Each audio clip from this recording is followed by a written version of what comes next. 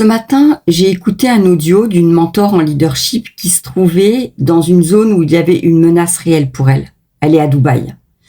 Alors ça, c'était pas une peur symbolique, c'était pas une peur du jugement, c'était une possibilité concrète de danger physique, menacer la vie.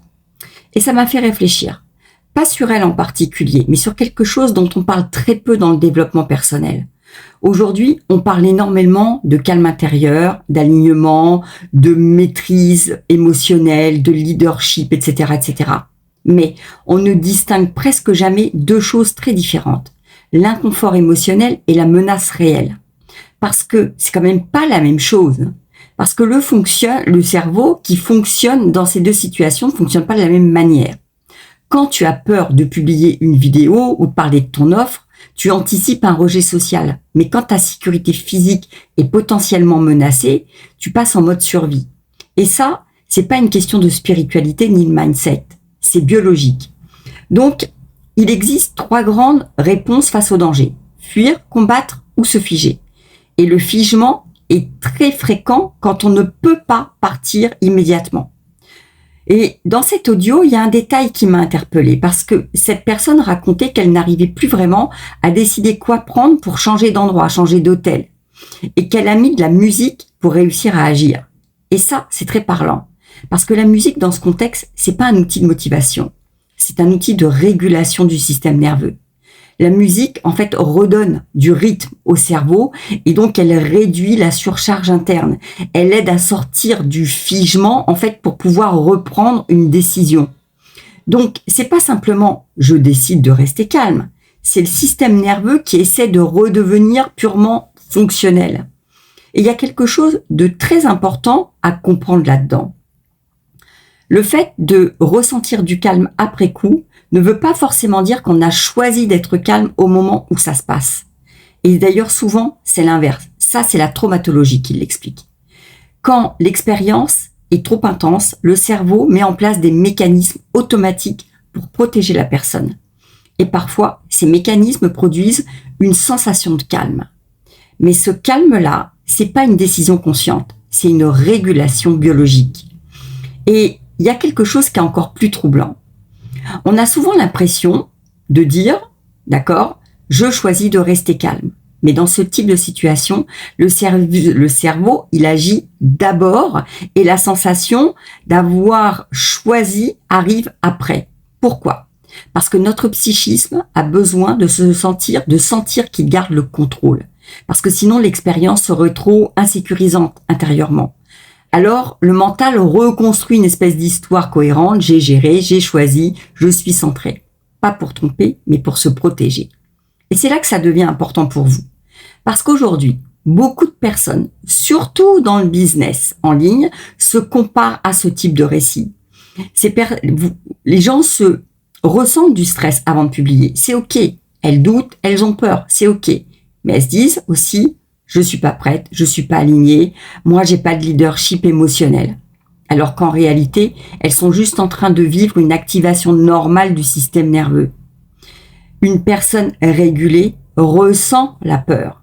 Une personne en dissociation peut paraître calme et extérieurement, ça ressemble à la même chose. Ce que je veux dire, c'est que le vrai leadership émotionnel, ce n'est pas ne rien ressentir. C'est pouvoir rester présent et agir même quand le système nerveux s'active. Et ça m'amène à la suite avec la manifestation. Pourquoi ? Parce qu'on entend souvent « tu attires ce que tu vibres ». Tu vis dans ta réalité ce que tu es. Alors, je comprends l'intention derrière cette phrase. C'est OK, d'accord ? Parce que cette phrase-là, elle parle de responsabilité personnelle, de choix et de direction intérieure. Et ça, c'est OK. Mais il y a un endroit où cette idée peut devenir dangereuse si on ne la nuance pas. Parce qu'il existe aussi la réalité. Parce que personne n'attire une guerre. Par exemple, ce qui se passe à Dubaï en ce moment. Les entrepreneurs qui sont là-bas, ils n'ont pas attiré des bombardements par leurs vibrations. D'accord ? Donc, parce que si on disait ça, ça voudrait dire que les personnes prises dans un conflit auraient provoqué ce qu'elles vivent juste par qui elles sont. Et intuitivement, on sent bien que ce raisonnement-là, il tient pas. Je me souviens, j'ai vécu plusieurs années auprès d'un maître du bouddhisme tibétain, un proche du Dalai Lama. Et un jour, il racontait que lorsque le Dalai Lama avait été menacé pour sa vie, en fait, ils ont dû fuir en pleine nuit. Pas par manque d'élévation, pas par manque de centrage, mais juste parce que il fallait protéger la vie. Il y a des moments où la réponse juste, c'est pas « je reste calme ». La réponse juste, c'est « je me mets en sécurité ». Et la fuite, c'est un mécanisme de survie, pas un échec spirituel, ni vibrationnel. La manifestation, elle parle de responsabilité intérieure, mais elle ne peut pas devenir une culpabilisation face à l'imprévisible. C'est absurde. Et il y a aussi tout ce dont on est responsable. Tes décisions, tes actions, ta direction, oui. Il y a aussi ce que tu ne contrôles pas. Le contexte, les événements collectifs, les circonstances extérieures. Grandir intérieurement ne veut pas dire contrôler le réel. Ça veut dire mieux y répondre. Et ça m'a fait penser aussi à une autre chose. Beaucoup d'entrepreneurs français partent vivre à l'étranger pour développer leur activité, leur business, pour des raisons économiques, mais aussi pour une recherche de tranquillité. Et c'est humain, c'est OK. Ils recherchent un cadre de vie. Donc, on fait des choix pour réduire l'incertitude de la vie. Mais ces événements nous rappellent aussi une chose essentielle. On ne choisit jamais un lieu sans risque. On choisit un lieu où on pense que le risque sera moins important. La sécurité absolue n'existe pas à l'extérieur. Et c'est là qu'apparaît un paradoxe qui est super intéressant. Parce qu'on dit souvent, un entrepreneur, c'est quelqu'un qui prend des risques.